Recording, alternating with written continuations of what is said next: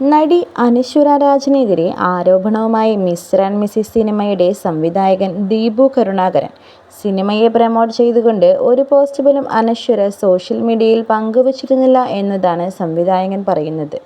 Shooting സമയത്ത് വളരെ നല്ല രീതിയിൽ സഹകരിച്ച താരം അനശ്വരയാണ്.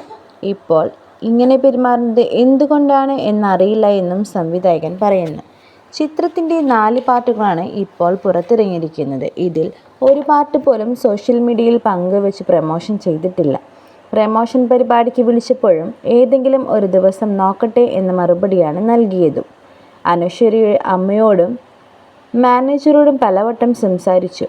കാലുപിടിച്ച് പറയേണ്ട അവസ്ഥ വരെയായി. ആ കുട്ടിയുടെ തീരുമാനമല്ലേ, താൻ എന്ത് പറയാനാണ് എന്നാണ് മാനേജർ പറയുന്നത്.